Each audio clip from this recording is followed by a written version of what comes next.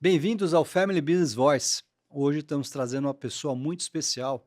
Vamos falar sobre o tempo, o fio do tempo nas empresas familiares, cultura, legado e o papel feminino no futuro dos negócios. Estamos trazendo com exclusividade Daniela Lupo, presidente do Conselho de Família da Lupo. Quem não ouviu falar da Lupo, que produzia a meia da Loba? E ela também é curadora do Espaço Lupo. Daniela, super bem-vinda no podcast Family Biz Voice. Uma honra ter você aqui com a gente. Honra minha, Nelson. Estou muito feliz com esse convite. Você que já participou do nosso evento de mulheres, trazendo Sim. essa palestra que foi maravilhosa, não podia deixar de poder compartilhar com o público aqui, que vai estar nos vendo e nos escutando, nas nossas plataformas de Spotify e YouTube também, e no nosso canal do Instagram. Conta um pouquinho para nós, um pouco antes da gente entrar na história da Lupo, conhecer um pouco mais da sua trajetória, né? Você também é mentora, conselheira, como eu falei, presidente do conselho, ou é apenas apaixonada por histórias? Eu acho que eu sou uma apaixonada por histórias, em primeiro lugar, porque eu sou filha de bibliotecária. Que Então, eu bacana. cresci dentro de uma biblioteca, não tem como não amar as histórias, né? E com isso, eu fui fazer letras por conta disso, né? Literatura. Então, isso sempre me encantou. Eu acho que isso vem em primeiro lugar e eu adorei, porque isso nunca ninguém me perguntou. Eu acho que eu sou, sim, uma apaixonada por histórias. E como que foi você fazer letras? Era muito comum, acho que vamos falar, para as mulheres. É interessante essa questão hoje da liderança feminina, porque antigamente não havia tanto espaço, acho que dentro das empresas familiares. Acho que você também pode perguntar para você mais tarde, em relação também, acho que a presidente da Lupo é uma É mulher uma por mulher. 35 anos. Eu acho que a Liliana Alfiero, que é terceira geração da família Lupo, né, ela é Terceiro. neta do fundador, do Henrique, eu sou bisneta, e ela é um case em todos os sentidos, Que porque bacana. além de tudo, ela está na liderança há mais de 30 anos na empresa, ela tem 80 anos, ou 80 seja, anos. todas as questões que hoje a gente ouve falar em relação ao etarismo e ao espaço que as mulheres Sim. ganharam, ela lá atrás, eu fiz letras, o que era realmente muito comum, nem tanto. Humanas, né? As mulheres iam para o lado Iam humanas. fazer humanas, iam fazer pedagogia, Pedagogia, e ela já lá atrás, né, porque ela é uma geração antes da minha, ela foi fazer engenharia civil, ela era a única mulher da turma dela. Uau. Esse caminho, um caminho não ortodoxo, vamos Não, falar assim. ela já era uma Uma futurista. futurista, com certeza e tudo a ver em trabalhar também com uma empresa que produzia no começo. Conta um pouco como é que foi a história. A Lupo tem mais de 100 anos. Eu acho que é uma das poucas empresas familiares, aqui a gente fala muito disso, que é muito raro, né, sobreviver após a terceira geração, inclusive no Brasil. Mas a Lupo já superou, já está na quinta geração, Tá. 100, são 120 anos, Não, vão fazer, vamos completar agora em 2026 105 cento e anos. cinco anos. Mas são 105 anos, isso que é o raro, estar na mão da mesma família, né, sem rupturas. O que a gente vê que é comum, aqui no Brasil, que eu já me aprofundei muito nisso, Sim, para tentar entender, até entender nós mesmos, né. É muito comum uma empresa começar, às vezes, com alguns irmãos ou com um casal que tem alguns filhos, e essas empresas que perpetuam por muito tempo, muitas vezes, no meio do caminho, um irmão comprou a parte do outro e fez a sua. É muito raro o começo e a sociedade no começo ser a tá mesma, mesmo. por tanto tempo, e que é o nosso caso. Quantos herdeiros a gente tem hoje? Vocês devem fazer encontros de família, com certeza Fazemos, você fazemos. lidera essa É, empreitada que é muito importante para muito, manter o legado, os valores, muito compartilhar a importante. tradição. Hoje são quantos hoje na É família? é assim, o Henrique teve com a Judite, eles tiveram 10 filhos. O Henrique que veio da Itália. É o meu bisavô, é o Ok. fundador da Lupo. Ele começou como relojoeiro, eu conto já já, mas essa questão de quantos somos, né, ele teve 10 filhos, Uau. 8 deixaram herdeiros, então nós somos até hoje 8 grupos familiares, né. Tá. Esses 8 grupos que foram crescendo, Somos mais ou menos 70 sócios acionistas, né? E aí a família dá quase 200 pessoas, pensando nisso, umas 160, se não me engano.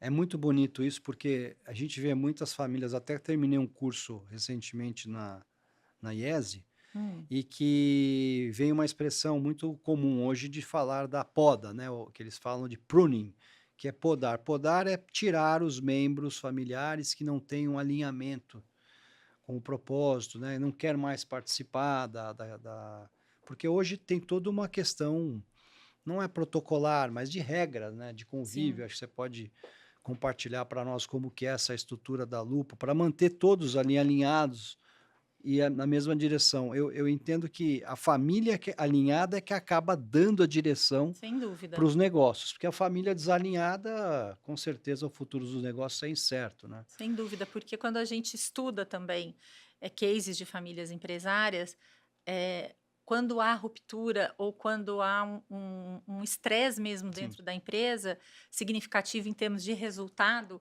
na maioria não foi por governança administrativa e nem problema com o que você entrega de produto final, mas sim com conflitos familiares. É interessante isso. Eu escrevi no livro que os problemas não começam na empresa, mas sim no seio da família.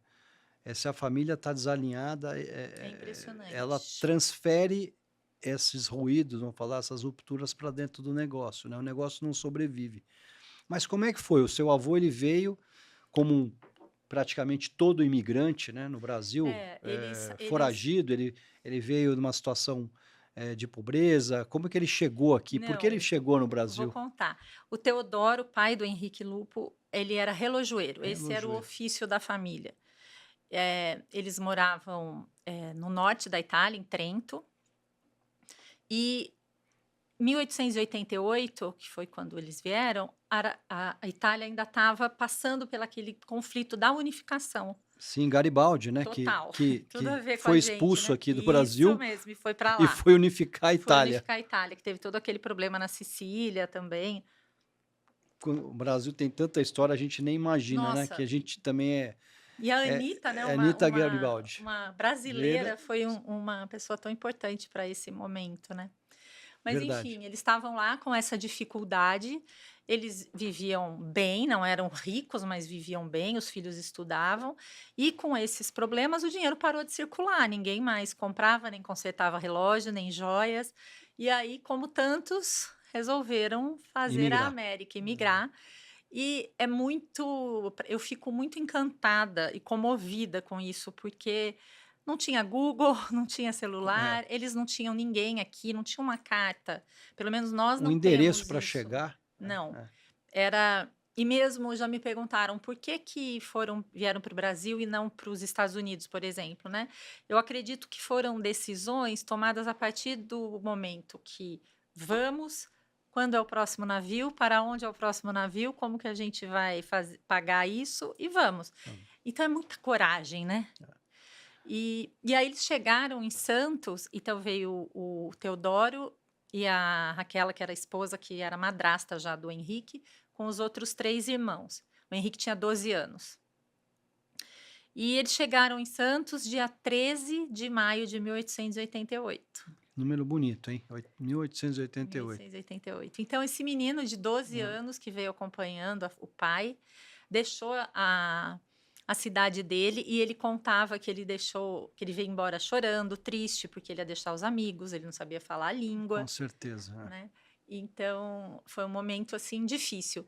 E também chegavam, você parava na hospedaria, que hoje é o Museu do Hospedaria, Imigrante, sim. né, e você podia passar só uma noite lá, depois você tinha que tomar um rumo. E também não sabemos por que eles pegaram um trem para o interior de São Paulo. Esse dia foi o dia 13 de maio, ou seja, a libertação dos escravos, graças a Que Deus. dia Então, um também dia histórico para o Brasil. histórico, um dia emblemático. E eles pararam em São Carlos, desceram em São Carlos, que é uma cidade a 40 quilômetros de Araraquara.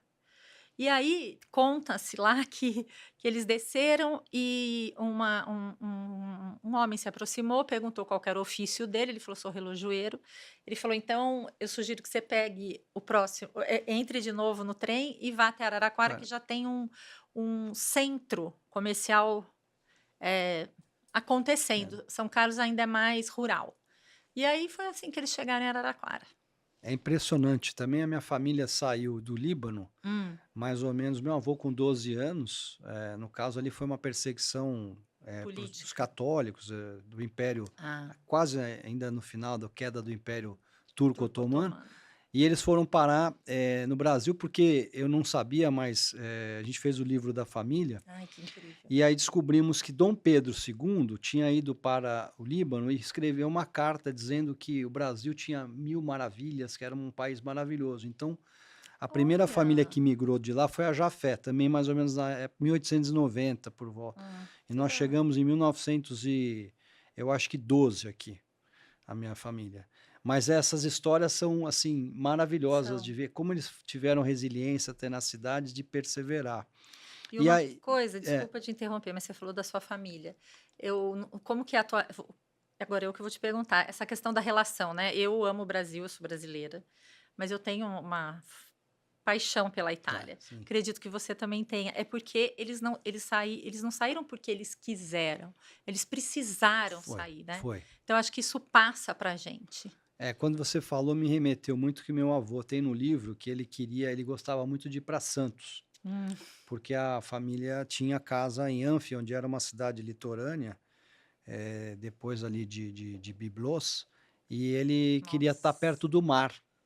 Então, ele conseguia se conectar muito, ele tinha muitas saudades de comer frutos do mar, então a gente foi criado com essa memória, né. que maravilha. Quando eu voltei para o Líbano, que eu consegui logo depois que eu terminei a INSEAD, eu falei: "Eu vou para o Líbano", mesmo com problemas, que a gente sempre tem janelas de oportunidade para ir, não é igual a Itália que dá para Dá para visitar toda hora. visitar a hora que Aliás, for. adoro a Itália, Ah, como país para maravilhosa. mim é o Eu melhor também. para viajar. Amo também. E aí quando eu cheguei lá eu chorei muito, porque na hora você se conecta demais com as suas raízes, né. É, Você entende os hábitos, que você falou antes a gente começou a falar: "Ah, eu falo gesticulo muito", aí você entende, fala: "Pô, eles estão brigando?". Não, eles estão conversando. conversando, é isso aí. Então tem muita relação do como a gente age, né. Muito, é muito forte, não tem como fugir. Não tem.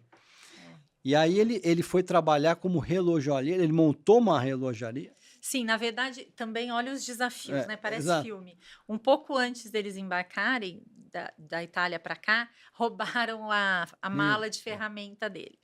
Então ele realmente precisou começar do Zero. zero, porque imagina a ferramentaria de um ourives, né, quanta coisa, Detalhe, quanta delicadeza, quanto material ele sim. precisava daquilo para trabalhar.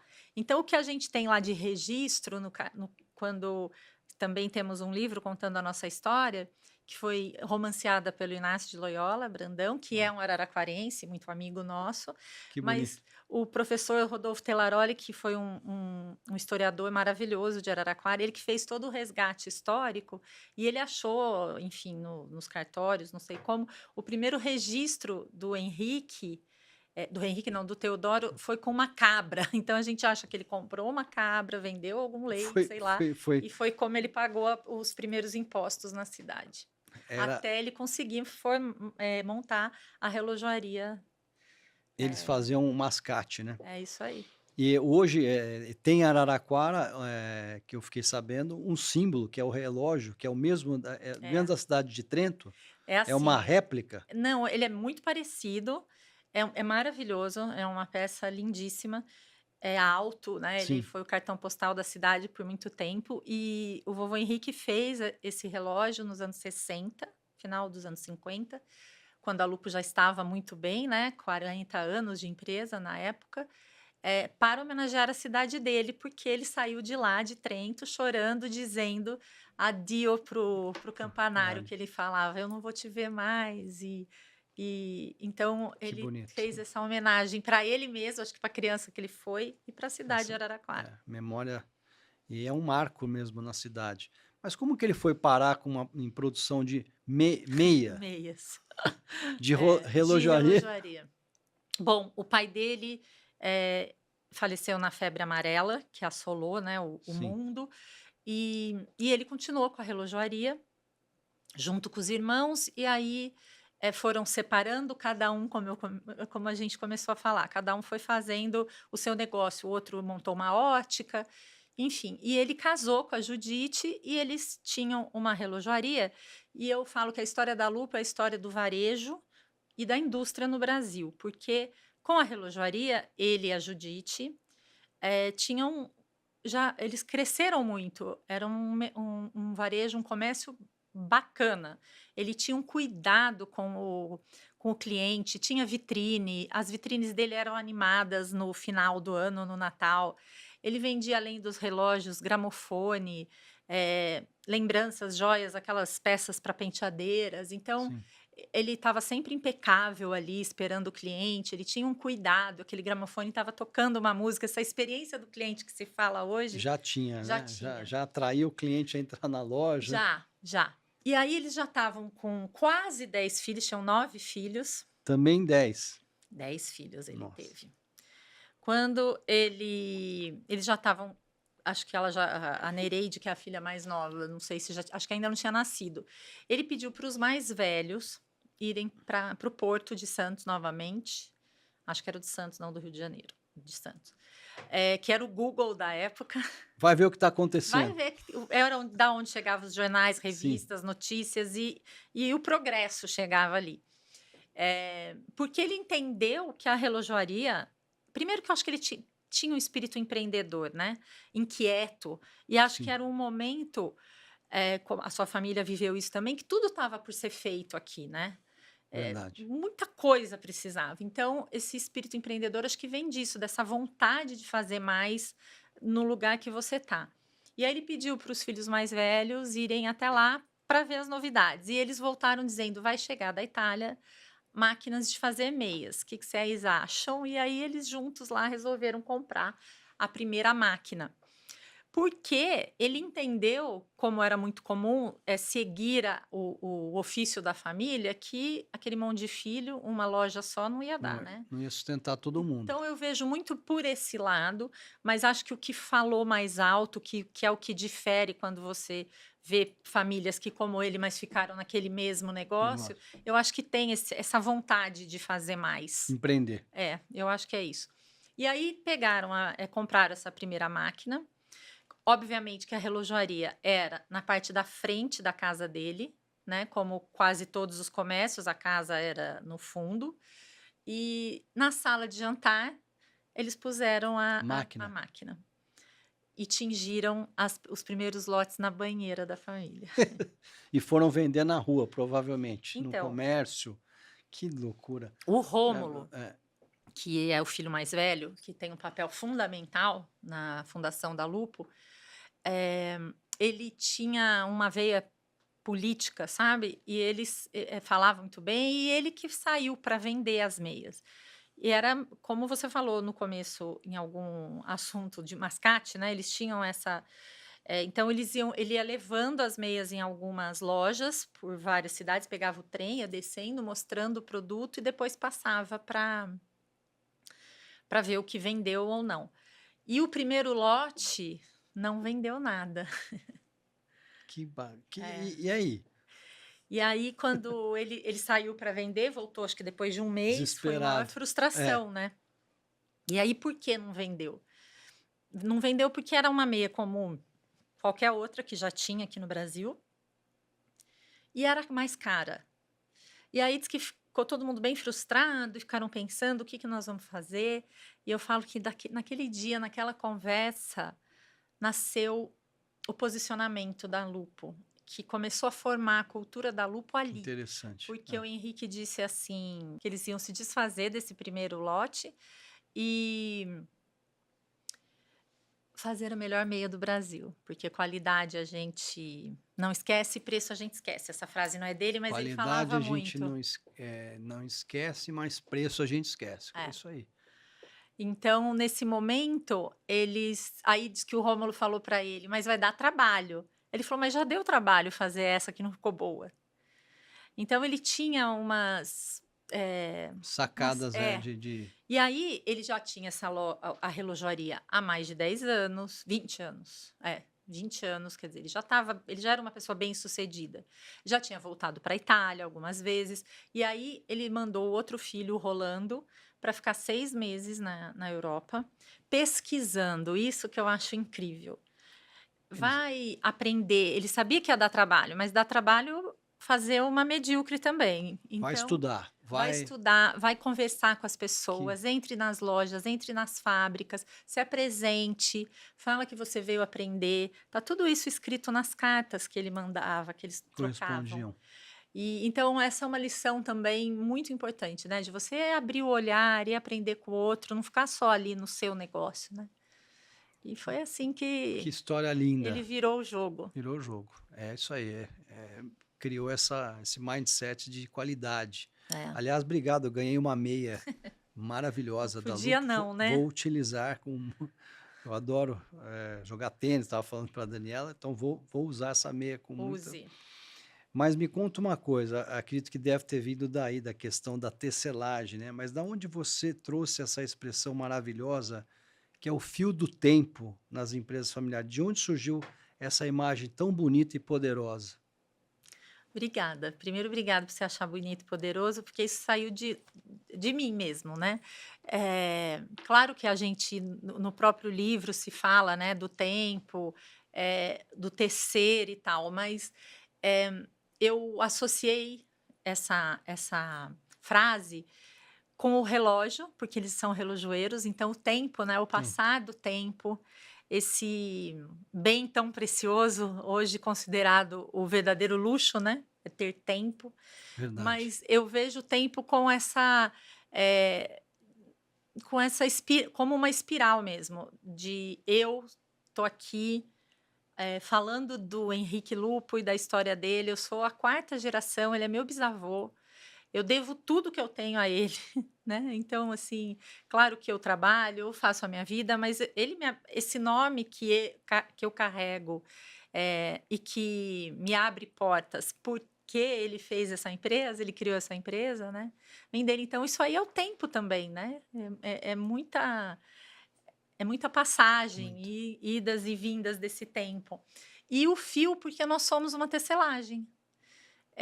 A Lupo hoje, claro, com toda a É. tecnologia, e nós não fazemos mais só meias, Diversificaram muito, é, né. ficamos 75 anos só fazendo meias.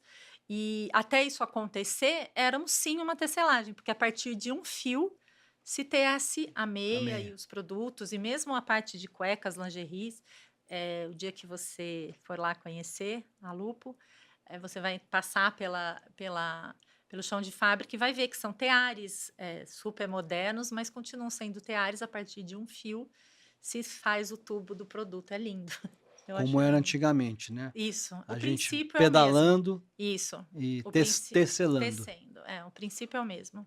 Que memórias que te marcaram muito na época? Você chegou a conviver com o seu avô? Com o bisavô, O seu né? bisavô Não, também? não, ele eu não conheci, mas eu sinto que eu conheço, porque minha mãe, ele era uma pessoa muito carismática. Minha mãe, neta dele, falava muito dele, tanto que todos nós, quando vamos falar dele, seja que geração for, a gente fala, porque o vovô Henrique, mas ele era meu bisavô. Eu sou neta do Aldo, filho Sim. dele.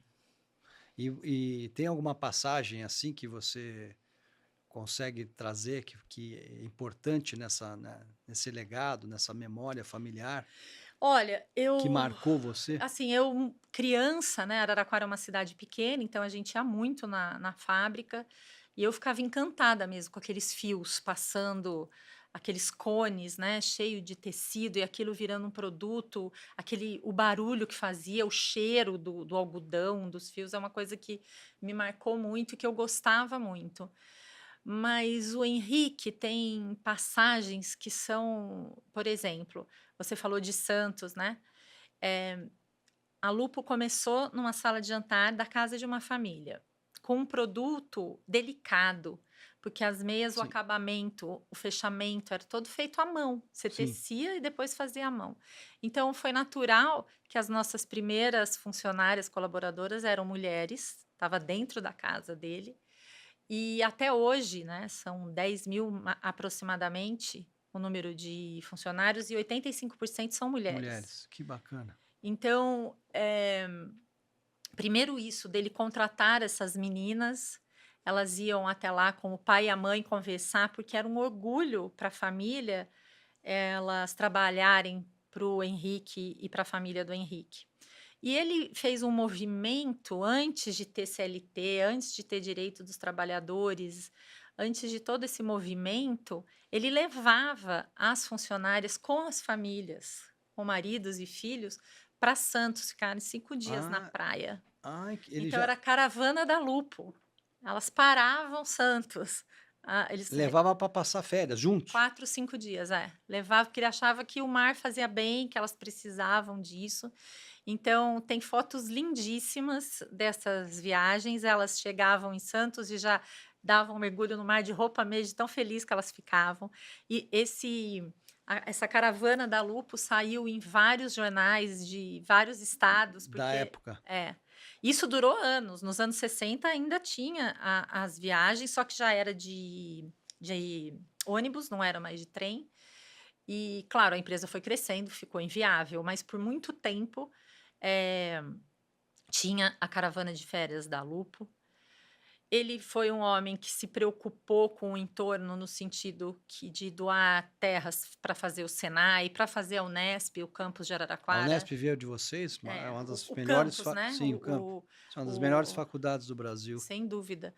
Ele doou o terreno para ser feito lá. Então, assim, esse olhar para o entorno, para o outro, para as pessoas, eles andavam. A gente tem um projeto lá no Espaço Lupo de ouvir ex-funcionários. E muitos contam assim que ele passava nas máquinas, não só ele, como os filhos, todos os filhos também, né? Sim, E conversava, perguntava da sua mãe, do seu pai. Então, uma pessoa muito muito humana, bom. sabe? Já tinha essa escuta Tinha, ativa. tinha, Agora, tinha. compartilha com a gente, eu lembro que você comentou na sua história, na apresentação no Fórum de Mulheres, que Hum. vocês têm, seria um clube que ele criou, É, aonde ele participava junto nos finais de semana, e lá ele colhia as principais informações do que é, estava acontecendo na é. fábrica? É, Como isso que foi era uma isso? leitura minha. O Aham, Melusa é Meias Lupo SA, né? Era um tá. clube incrível que tinha no Ah, centro. existe o clube. Agora não é mais, é uma escola. Tá, Na pandemia foi fechado definitivamente. Mas porque os hábitos mudaram, né? As pessoas, porque era um clube para os funcionários tá. da Lupo. Que tinha uma piscina semiolímpica, tinha quadra de tênis, de vôlei, tinha um salão de festa, que tinha baile, tinha escolha da rainha do Melusa, que eram as funcionárias da Que Lupo, legal. e aí parava a cidade para votar e ver quem que era a Uhum. moça mais bonita. E tinham shows, e tinha parquinho para as crianças, sauna, enfim. E esse clube no centro da cidade, eu lembro, a gente ia muito, eu ia muito para lá aos sábados, e os Elvio, Wilton, o Aldo mesmo, meu avô, a gente que trabalhavam na fábrica, meu avô trabalhou pouco, ele fez mais uma carreira política e ele gostava de fazenda, de desbravar a vida rural. Mas o Wilton e o Elvio, direto ali com os funcionários, tomando uma cervejinha, comendo alguma coisinha, e eu percebia, e eu observava aquilo, mas sem nenhum juízo sobre aquilo, achava normal. Mas depois, com o tempo, quando eu fui estudando governança, eu fui entendendo e ouvindo também os depoimentos de alguns funcionários, que ali era um momento em que eles sentavam e sabiam o que estava acontecendo no setor tal, quem que estava feliz, quem estava infeliz, qual era a fofoca dali. Então, que habilidade, né? Isso que a gente hoje tenta padronizar os processos de feedback e tudo mais, Sim. já aconteciam ali de uma forma natural. E eu ouvi de um colaborador, de um ex-colaborador da Lupo, essa frase. Ele falou assim: em todo lugar que eu passei, ele ficou 10 anos na Lupo, e ele fez uma carreira, veio para São Paulo, tudo. Ele falou: eu nunca, em cada empresa que eu fui, eu não esqueci que eu ia no Melusa e sentava com o presidente da empresa para conversar e tomar cerveja. Era acessível, né? Aquela coisa não era hierarquizado, por mais, claro, tem Exatamente. as suas regras dentro da Sim, empresa, claro. mas é, sei lá, a relação humana fora do ambiente de trabalho era muito próxima, né? Era, Isso sem era dúvida. muito bacana, porque a gente se perdeu um pouco isso, Se essa perdeu conexão. muito, muito. E obviamente que na Lupo também, porque uma empresa que hoje tem quase 10 mil É pessoas muita trabalhando, gente. não dá. Mas isso é a base da É, cultura da é, é, empresa. é Isso exato. não se perde, isso é legado, né? Isso é legado. E você se imaginava anos atrás ocupando esse papel de liderança na continuidade desse legado? Não. Eu sempre fui encantada pela história da família, sempre gostei. Quando eu fui fazer letras, eu fui estudar italiano, morei uma época na Que Itália, quer bacana, dizer, sim. a família acaba conduzindo as coisas sem falar, né? Porque isso ninguém me falou para fazer isso, para eu estudar italiano, mas vai Vem de acontecendo. dentro, É, né? acontece. Depois é que você percebe mais madura as referências. E quando eu estava fazendo faculdade de letras, lá em Araraquara, na Unesp, foi o momento em que o professor Telaroli estava fazendo a pesquisa da história para que o Inácio escrevesse o primeiro livro. E a minha mãe era diretora do departamento de cultura da cidade, além de bibliotecária, ela é biblioteca municipal. Então eu sempre vivi assim nesse meio. E como eu estudava na faculdade, o professor dava aula na faculdade de ciências sociais, ele me mandava, eu passava na sala dele, ele me entregava ali os manuscritos, as pesquisas dele, e eu levava isso para minha mãe, eu corrigia, fazia como uma revisão, que eu, Sim. por muito tempo eu trabalhei também para editoras fazendo revisão. E então aquela história, naquele momento, com 20 e poucos anos, veio muito forte para mim. Então, desde então eu me sinto, vamos dizer, uma guardiã dessa história, desse legado, mas entender isso, que isso era a base inclusive do meu trabalho mais para frente, hoje da minha profissão, eu Profissão, nunca pensei. Eu achava que é natural, você vai se envolvendo só e pronto. Mas o que mais te orgulha nesse papel de guardiã da cultura e dos valores familiares da Lupo? Eu me orgulho acho que do Henrique e da Judite mesmo, dessa vontade de fazer alguma coisa diferente pela sua cidade, dessa garra de você sair da onde você Sua origem é. nasceu, né, da sua origem, esse jeito amoroso dele conduzir a vida e a empresa. Outro dia eu soube também, através de um depoimento, que ele passava nas lojas da cidade, ele sempre usava um terninho branco de linho, uma gracinha. E ele já com 80 anos ia andando pelas lojas, entrava, conversava com as pessoas e perguntava como estava as vendas, enfim, interessado pelas Exato. pessoas. Então, eu me orgulho disso, de uma empresa que primeiro deu espaço para mulheres, eu acho que isso é algo que a gente precisa, assim, se orgulhar, e esse cuidado com as pessoas, eu tenho muito orgulho. E criado uma marca que é maior que todos nós, né, eu falo, somos uma família, cada um tem o seu interesse, mas já que estamos nessa sociedade, a Lupo precisa ser maior do que qualquer outra. Transcende a família, ela está Transcende aí a e vai família. continuar, como você falou, E marcou o gerações. orgulho que eu acho que desde que eu comecei a contar a história da Lupo, que faz 3 anos, profissionalmente, vamos dizer assim, eu nunca fui num lugar onde as pessoas não sorriem quando falam Não, da Lupo. "Ah, eu remete uso à meia ou eu uso memória. cueca", isso para mim é maravilhoso. E como que é o seu trabalho hoje à frente do conselho de o que significa na prática esse Uhum. trabalho? Acho que aqui é legal um espaço para a gente compartilhar, né, como você tem atuado nessa função.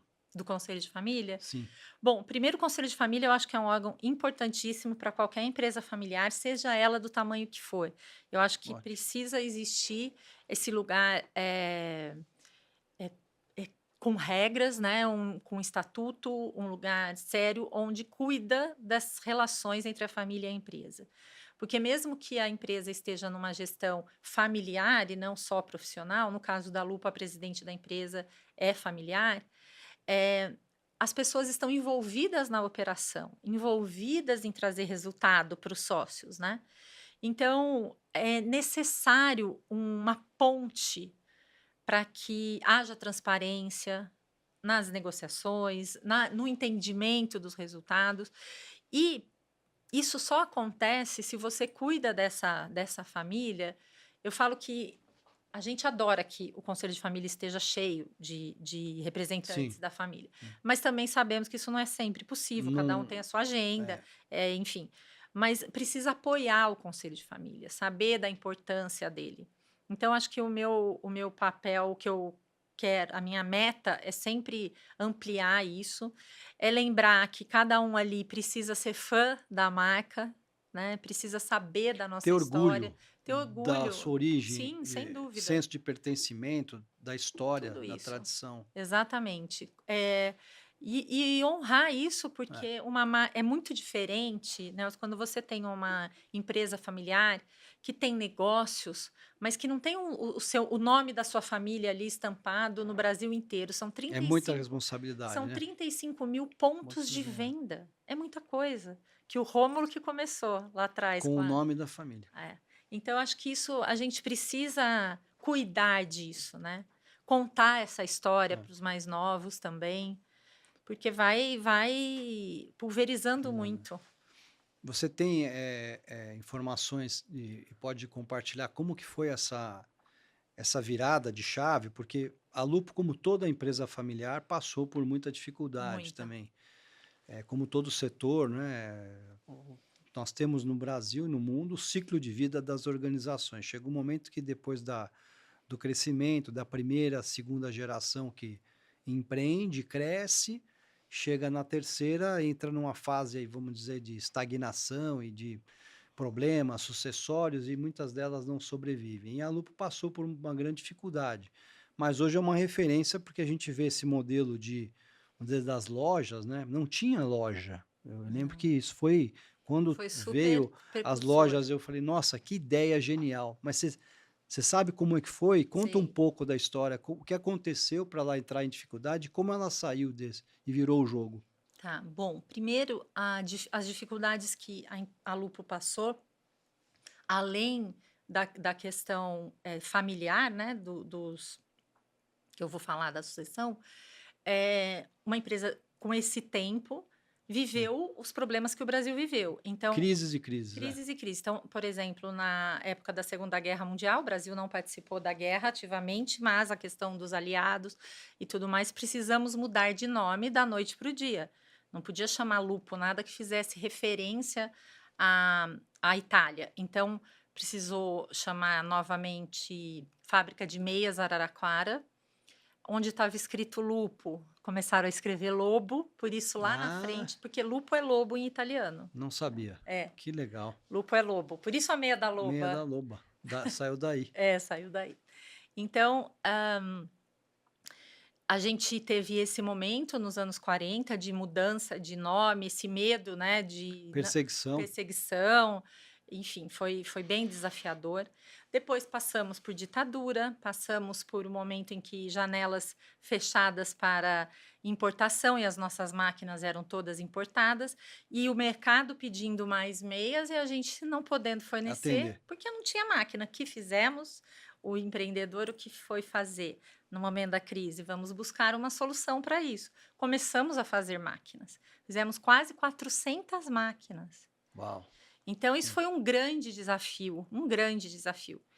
E quando se abriu novamente a possibilidade de importar, paramos de fazer máquina, que também são decisões muito importantes, porque não somos uma fábrica de máquinas de meias, éramos uma fábrica de fazer meias, né? Nosso negócio não era esse, também. Muda o core business, descapitaliza, Sim, você tem que muita focar coisa. em uma Então coisa você que não sabe era o seu negócio. exatamente, foi algo necessário para aquele momento. E então também entender que era a hora de parar também, eu acho que são pontos importantes. Depois tivemos o plano Collor, que foi isso eu estou falando de coisas inerentes A à gestão da gestão empresa. interna. É. Então tivemos todos esses desafios. Mas aí o Henrique, então, fundou a empresa. Depois, é importante dizer que ele fundou a empresa junto com o Rômulo e com o Rolando, os dois filhos mais velhos. Aí os outros foram crescendo. O Elvio, que ficou lá até o último minuto da vida dele, o pai do Elvinho, que Pai, você eu conhece conheço muito, tanto, sim. o Elvio, com 6 aninhos, dizem que ele já empurrava que nem uma carriola assim e levava umas caixas de meia na estação de trem para despachar. Então, esse menino nasceu ali dentro, né, é uma coisa linda. E ele tem só ele a gente tem um busto para ele na entrada da Lupo e eu passo lá quase todos os dias, né. e eu falo bom dia para ele, porque ele foi uma figura muito querida. Então, o Wilton e o Elvio, o Rolando e o Rômulo morreram antes. O meu avô ficou um tempo na Lupo, ele fez faculdade de Direito aqui na São Francisco, acho que foi o único deles que se formou e fez uma profissão fora da Lupo. Trabalhou na Lupo bastante tempo também, cuidou muito da fazenda que a gente tem até hoje em Araraquara, hoje é um hotel fazenda, Salto Grande. Enfim, mas ele era mais para essa área e foi deputado federal, estadual. Meu avô era mais político. Mas o Wilton e o Elvio o tempo todo ali na fábrica. Quando eles chamaram, nos anos 70, meio dos anos 70, já começaram a chamar a terceira geração, que é a geração do Elvio, do Sim. Ricardo e da própria Liliana, para ajudar na empresa. A empresa foi crescendo, crescendo. Então, essa sucessão ainda não muito clara, porque a segunda geração estava super ativa ainda, foi acontecendo meio que naturalmente. Mas eu sinto, assim, uma análise minha, que não sou expert nisso, mas eu vejo que foi um momento, final dos anos 70, anos 80, de muita mudança no mundo. E como a gestão ainda estava na mão da segunda geração, acho que eles não acompanharam, perderam o timing um pouco. É normal, E aí os conflitos da terceira geração chegando, provavelmente Querendo mudar, cheios de ideias novas, sim. como a gente vê hoje também. A geração nova querendo disruptar o negócio. Total, olha, não é mais assim, não é assim que acontece, o outro não, mas sempre foi assim, não é? São essas frases, a gente precisa fazer diferente. Não, mas eu sempre fiz assim. Eu acredito que isso foi um peso grande. Bom, e paralelo a isso acontecendo lá o Plano Collor e todos esses problemas meio que ao mesmo tempo. E aí foi resolvido a gente trazer uma administração profissional, que foi muito traumático para a gente, porque é aí que a coisa desandou de vez. Muitas vezes um profissional que não está adaptado à nossa A cultura vem com um choque de gestão que não combina, não adequa. E num momento em que, por exemplo, hoje a gente sabe de tantas fusões, né, que acontecem e que já é esperado há alguns anos, 2 anos mais ou menos, até de, às vezes, aquelas empresas que estavam faturando X cai um pouco, fica Sim. todo mundo especulando, nossa, não deu certo. Não é isso. Muitas vezes Arrumar a casa. arrumar a casa. É fazer um meio de campo ali, fazer um entrelaçamento, um fio fazer um bom entrelaçamento do fio das culturas de cada empresa. Então, um profissional que não se adaptou e não conseguiu adequar o jeito de trabalhar, e a própria família talvez não conseguiu se adaptar também com o estilo foi uma catástrofe. E nesse momento muito difícil, triste, em que a gente não tinha mais crédito, eu lembro que a minha mãe, em alguns momentos, triste, eu era muito novinha, mas assim, adolescente, mas eu via minha mãe triste, minha mãe falando, a Lupo vai acabar.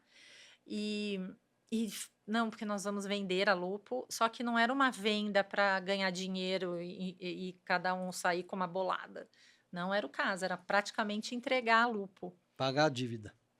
Exatamente. E aí, a Liliana, já formada há muito tempo, com uma carreira muito bem sucedida aqui em São Paulo. Ela trabalhava no mercado. Aqui, Interessante. como engenheira, mas também ela fez mestrado ou doutorado também em finanças ou em economia, alguma coisa assim. Ela, vivendo esse momento, muitas reuniões, eu lembro que iam na minha casa, minha mãe era um momento tenso, Com familiar. certeza. Ela veio e pediu, bom, ou a gente entrega, e se não uma das pessoas das empresas prováveis de comprar a Lupo, que quis comprar a Lupo naquele momento, era o grupo da Scalina, que era o grupo da Trifil, que nós compramos eles 20 anos depois. Nossa, né? Essa história é maravilhosa. É muito louco, é o fio do tempo de novo. Tudo dá volta. Não tem como. E aí a Liliana pediu 1 ano. Já que a gente está nessa situação, pior não vai crédito, ficar. deu 1 ano. Me dei 1 ano. E esse 1 ano está lá até hoje. Ela revolucionou a empresa. Uma mulher maravilhosa. Uma mulher numa empresa familiar, italiana, de origem italiana, ou seja, obviamente, mais machista. E ela deu a volta por cima. E muito importante dizer que ela, nesse momento, assim, da volta por cima da empresa, ela teve que tomar grandes Decisões decisões difíceis. ali, difíceis e, enfim, foi Você acredita incrível. que e sente que a Lupo conseguiu atravessar gerações por conta da cultura que foi tecida ao longo do tempo? Sem dúvida nenhuma. Porque tem outra coisa importante de se dizer aí. Essa família grande, pulverizada, então, se nós somos 8 grupos, uma empresa, é só fazer a conta para saber como ninguém tem nem perto de ter 50% da empresa. Ninguém, né? Com um monte de sócio é É, é pulverizado. super pulverizado. Claro que a gente tem um acordo de acionistas, É. a gente tem, mesmo que existam eh, não conflitos, eu penso uma coisa, o outro pensa outra, eu gostaria que fosse diferente, mas a gente tem um acordo ali que os que tomam a decisão, a gente apoia a decisão Claro. deles, em última instância, óbvio, né? Senão vira uma bagunça, não é que todo mundo dá palpite, não é assim. Mas essa família, então, pulverizada, ninguém sai. Poderia sair, poderia vender suas ações ali internamente mesmo. Então, eu acho isso muito emblemático, muito forte. Eu acho que isso é legado também. Isso é bonito, porque como eu falei no começo, as famílias geralmente que não estão muito alinhadas começam a sair, mas vocês estão lá, todos fiéis à Fiéis. tradição e Cada um com a sua respeitando, claro. vida, fazendo a sua vida E, profissional fora, e seus é, negócios. a empresa indo bem, com certeza deve ter distribuição de Sim, dividendos e as e famílias fica todo mundo vivem feliz. ali, todo mundo, Fica exato. todo mundo feliz. Mas quando você falou das franquias, não posso deixar de falar isso, que eu acho que é um exemplo também de empreendedorismo e um exemplo de atitude perante o desafio. Quando a Liliana chegou, a gente também só fazia meia, acho que estava começando muito timidamente as cuecas. Então, eu vejo que ela percebeu a força da marca e mesmo com dificuldade, Investiu. viu? A gente chegou até aqui fazendo meia, mas essa marca tem qualidade, como o Henrique colocou lá atrás, então vamos fazer outros produtos para ampliar nosso portfólio. E também foi quando ela deu o passo para ter a primeira loja, que não se falava ainda de franquias, a primeira loja de fábrica, e que foi uma E revolução. onde abriu? Em Araraquara ou São Não, em Paulo? São São Paulo, Paulo. no Shopping D. Lembra do Shopping Sim, lá D? na Zona Norte. Isso mesmo. É. E foi um sucesso. Então, são atitudes. Eu acho que isso é um exemplo de que, diante de desafio, a gente tem que achar uma forma de agir, né? É. Então, Quantos produtos tem hoje na linha? Deve ser um ó, monte, né? se não me engano, são 20.000 SKUs, né? Sim. Então, entre Itens. itens. É muito, é Fora a muito. profundidade, né, de, Tudo de, produzido por de vocês. cores e É. tamanhos. Quase tudo, 95% sim. Vocês importam alguma coisa? Algumas coisas É. da China, sim. Hoje é muito difícil você ver. Como A que você. garrafa que eu te dei, a garrafinha, umas coisas vêm de lá. Mas a grande maioria a gente produz e Isso é muito bonito de ver, porque a grande maioria das fábricas, principalmente têxtil, elas não sobreviveram à concorrência chinesa. Então, a maioria fechou as fábricas, importou e usou o nome. a distribuição, né? Isso. E vocês estão lá fiéis, produzindo, distribuindo e com marca própria, com loja. Que eu acho que também o varejo, como você falou, nasceu o varejo ali lá atrás, né? Uhum. Ele dá essa distribuição própria que dá muita força. Você não fica dependendo de terceiros, né? Não. Vocês têm a sua própria linha de produtos e Sim, a venda, sim. É na muito. ponta, né? Final. Sim, é curioso isso. Eu falo que essa capilaridade foi construída pelo Rômulo, né? Quando ele saía vendendo em todos os lugares a Lupo.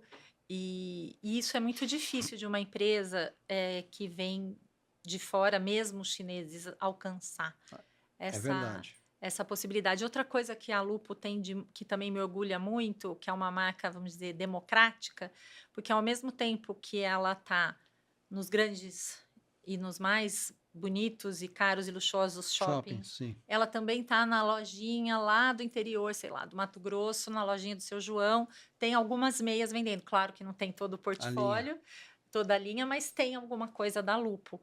Então, isso também você sabe que a gente tem uma representante em Manaus que demora 3, 4 dias para chegar nas lojas que ela vende o produto da Lupo, né? Ela é representante mesmo, vai com aquela mala. Quer dizer, hoje Isso. não é mais mala, é catálogo, enfim. É o Mas porta a porta que a gente ela chamava. faz isso ainda e ela anda com uma peixeira e um spray de pimenta. E eu falei, por que você faz isso? Ela falou, porque a Lupo é tudo para mim. Eu fiquei emocionada quando ela falou isso. E ela vai, pega barquinho e pega aviãozinho para chegar, porque o Brasil é isso, né? É. E uma empresa que vende para o Brasil inteiro tem que conhecer o Brasil inteiro. Eu acho que a Lupo Sport também, que está muito forte, hoje é uma marca do guarda-chuva do Grupo Lupo, também cresceu muito porque a gente conhece o brasileiro, a gente sabe como o brasileiro gosta de se vestir, a gente conhece, vende É. produtos para o Brasil, para o brasileiro há 105 anos, né? Então, é uma linha esportiva que convida todo mundo ao movimento, mas sem segregar nenhum É. estilo. Se movimente do seu jeito. Então, acho que a Lupa é muito Grande brasileira. tacada, vocês trouxeram o Neymar na época, não foi? Foi. Mas foi um momento. Acho que foi 2011 que a Lupo começou, a Lupo Esporte começou, se não me Isso, a engano, Loop Sport. 2010, 2011. E o Neymar ele estava Come- começando a Nossa, aparecer e a que gente tinha acertaram, hein? acertamos, porque naquele momento. Hoje ele não acho que não Ac- combina, né? é, Ele é meio polêmico. Mas a gente tinha um contrato longo que nesse meio desse contrato, se não me engano, ele já começou a aparecer muito, muito, muito, e a gente pagava assim para ele, mas ele teve que cumprir o era contrato no começo no também. começo. Maravilhoso, porque ele É, ficou muito famoso. foi incrível mesmo. Como é que você vê o papel, né? Você falou que 85% da força de trabalho são mulheres. São. Como é que você vê o papel das mulheres na renovação hoje? Vamos falar também das empresas familiares. Você também que prega isso, né, nas suas palestras. Eu acho que a mulher na empresa familiar, na gestão de uma família, ela sempre esteve, ela sempre foi líder, a mulher, nas empresas, mas era uma líder invisível. Porque Isso mesmo. muitas vezes a Uma mãe ou a liderança avó, invisível. ela que acalmava o marido ou os filhos que chegavam nervosos por causa de relações também familiares ou de trabalho, ela dava um conselho aqui, um ali. Eu acho que a mulher sempre foi uma líder de empresas familiares. A mãe, a avó, a filha, mas invisível, velado, mas aquele papel existia. O que está acontecendo é que agora elas estão ganhando força, Espaço. espaço, graças a Deus. E a gente vê isso, eu vejo muito isso quando eu atendo algumas famílias empresárias do mundo do agro. Meu Deus, Tem muitas mulheres no agro, é. elas começaram a aparecer, mas não é que É. elas não estavam lá, elas estavam Então, você vê. invisíveis. Então, eu acho que o belo do que está acontecendo agora, né, nesse mundo mais moderno, mais contemporâneo, é que a mulher está aparecendo, mas ela sempre esteve ali, subjugada muitas vezes, frases ou conselhos que outros se apropriavam da Verdade. voz dela, e eu acho isso muito importante a gente É. falar, porque não é que assim agora as mulheres estão aparecendo, não. Agora o véu está Tá saindo. saindo. A gente teve, sempre essa visão também, o nosso fórum, né, o Fórum Brasileiro da Família Empresária trouxe já no primeiro ano, primeiro evento voltado para a liderança feminina.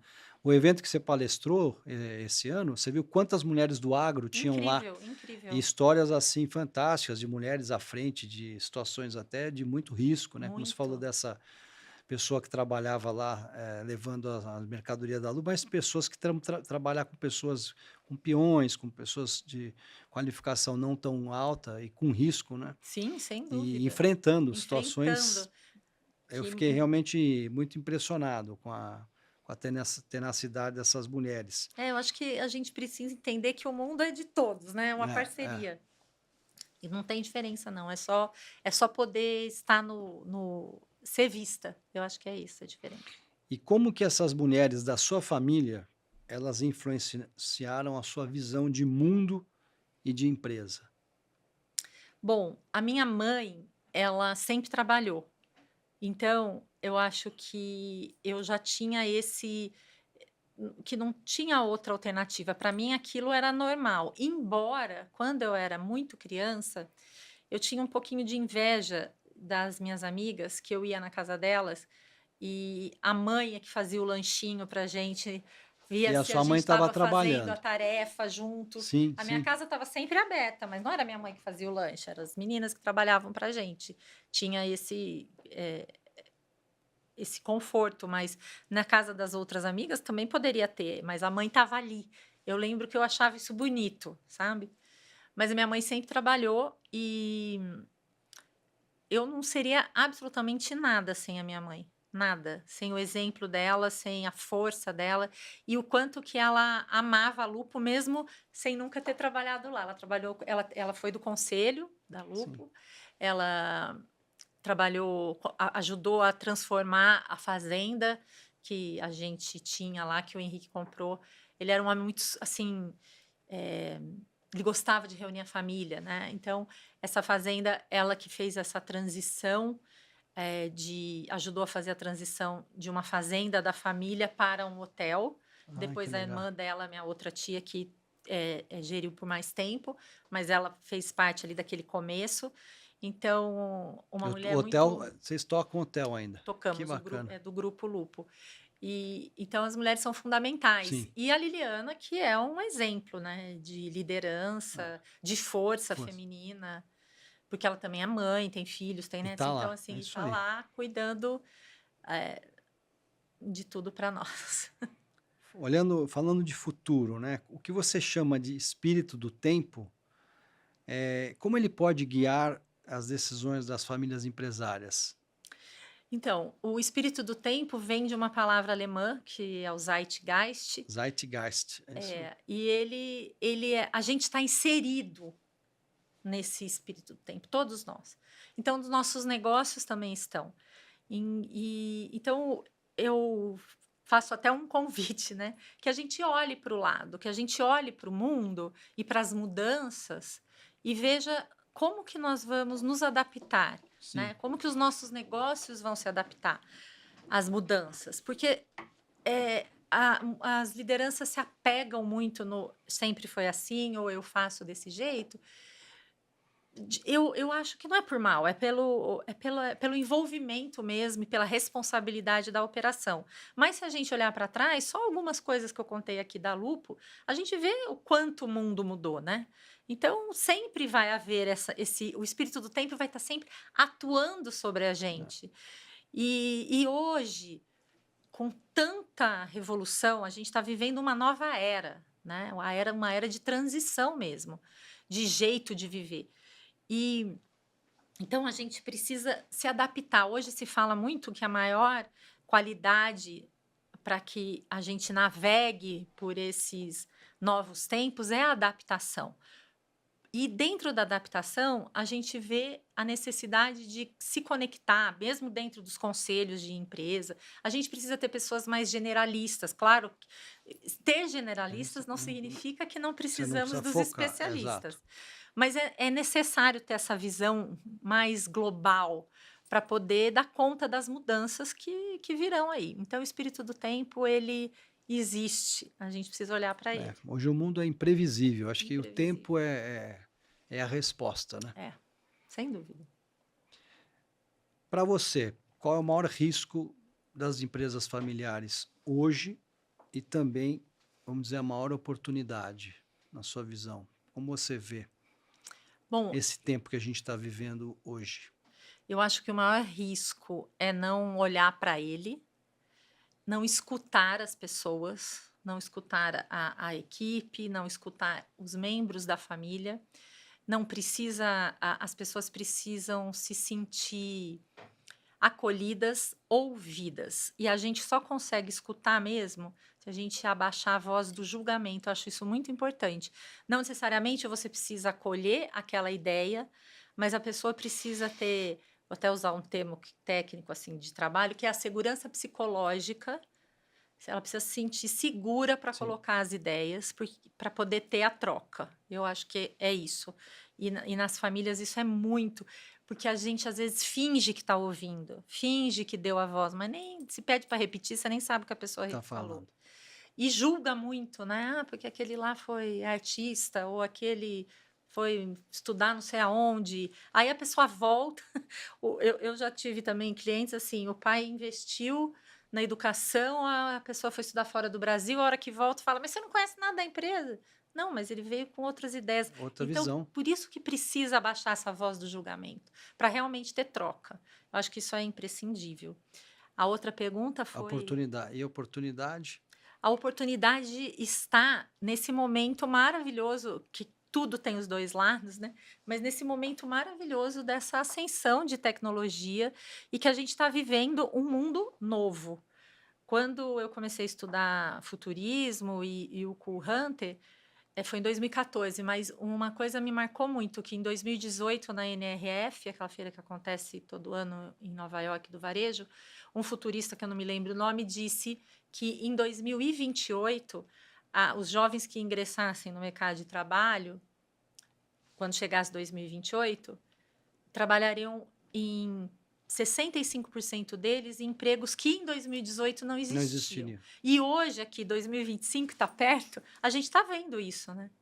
Então, acho que Sim. essa é a grande oportunidade. É pegar esse fio do tempo aí e tecer da nossa forma. E não só negar e falar, nossa, como tá difícil. Tá difícil porque tá novo.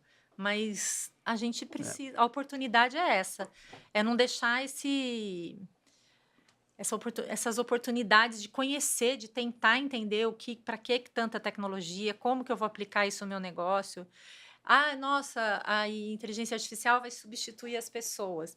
Não Não vai, vai. né? Mas como que se a inteligência artificial tá crescendo tanto, como que eu vou melhorar as pessoas que vão mexer nessa inteligência Hoje artificial, mesmo eu né? estava escutando no Instagram do Ricardo Amorim, ele dizendo que a inteligência artificial ela trouxe agora uma nova era que a gente estava acostumado a perguntas rápidas e fáceis no Google ali, era uma ou duas palavras para ele te trazer aquele resumo. Hum, E hoje, se você não alimenta o AI com contexto, ele não vai te trazer as informações. Então você tem que explicar, você tem que falar o que você está querendo. Quanto mais informação você dá, mais ele te traz repertório. Então, assim, o que você incrível. está falando também das vozes, né, de não serem escutadas, é da gente respeitar a vocação dessas pessoas, porque muitos talentos acabam se perdendo porque a gente costuma olhar só aquele emprego tradicional, aquela Sim, função que geralmente era, né? O que se faria? Fazia economia, fazia engenharia, fazia administração, aí as outras né, cargos não eram muito valorizados. Você mesmo foi estudar letras, hoje é muito valorizada a questão dos soft skills, que a gente sim, fala, que muito. isso a inteligência artificial ela não vai Não, não substituir. vai. É o ser humano lá atrás, as relações, as conexões, é o connecting the dots que eu falo, conectar os pontos, né? Isso. Então acho que só isso aí só o ser humano mesmo, essa magia. Mas a gente vê muitos herdeiros que acabam não trabalhando na empresa porque não tem esse espaço da escuta. Não tem a escuta. E eu acho que todo mundo tem um talento, e esse talento pode estar a serviço de alguma empresa, de alguma causa. E se não for a empresa da família, não significa que aquela pessoa pertence menos à família, né? Claro. Então, acho que isso é muito, muito importante. Ah, Mesmo na Lupo mesmo, a gente tem vários familiares que são franqueados, mas que foi legal isso. decidido quando a Liliana assumiu que não iam ter familiares trabalhando ali junto com ela. Eu tô lá agora, tem outros casos de pessoas jurídicas que prestam algum Sim, serviço, mas no corpo organizacional não temos familiares. Isso funcionou até agora, mas talvez nesse momento de transição, de sucessão, que não será para um familiar, porque não se formou esse familiar, o sucessor será um membro da família. empresa. Não, é um membro da empresa. Então, a Da gente empresa, entendi. é um profissional, mas que está lá há muitos Lá dentro. anos junto com ela. Então, a gente passou pela sucessão profissional, foi desastrosa. A gente voltou Para para familiar. familiar, só que agora será profissional, mas que preparado pela presidente que é da É, família. Então, é também olhar para para a dentro. É, empresa, para dentro, para ver as necessidades e para estar aberto a mudar, né? Não é porque sempre foi assim que tem que ser assim, né? E o conselho de família entra de novo nesse momento de se organizar para o futuro. A gente vai manter essa norma de não ter familiares na empresa ou agora a gente quer as pessoas, os talentos mais perto da gente, mas obviamente que com regras também, né? E, enfim, então o conselho de família serve para isso também. E não deixa de ser da família Lupo. Não deixa de ser. Para a gente ir fechando, já temos mais de 1 hora aqui, um papo maravilhoso, se a gente pudesse ficar assim, Ai, o dia gostoso, coisa inteiro. boa. Mas se você pudesse deixar uma mensagem para os herdeiros e herdeiras e acionistas da nova geração, qual seria? Ai, fico até emocionada. Eu acho que é importante que a gente conheça da onde a gente veio, né? Conheça e honre quem começou tudo isso, para que a gente chegasse aonde a gente está. Então, é honrar mesmo, honrar o passado, honrar a ancestralidade e agradecer muito, né? E ser merecedor, eu acho, né? Se reconhecer neles, eu acho isso bonito. Porque eu fico imaginando que não só a minha família Lupo, mas as outras famílias que me compõem, que eles tenham orgulho, né? Passaram por tanta coisa, Sim. valeu a pena. Eu acho que é isso. Você usou a palavra, quando você falou honrar, eu fiquei foi bem impactante, é muito forte. É isso. Estou honrado dessa nossa entrevista Honra maravilhosa. Foi um prazer enorme receber aqui Daniela Lupo. Espero que gostem do episódio. Super obrigado Eu por que ter vindo de agradeço. Araraquara para cá, para a gente Prazer. estar conversando. Obrigada. E vocês que ainda não nos seguem, não deixe de curtir a nossa página do Instagram e também nossas mídias sociais e o nosso canal do Spotify e do YouTube, para vocês aí assistirem esse episódio e curtirem os próximos que virão.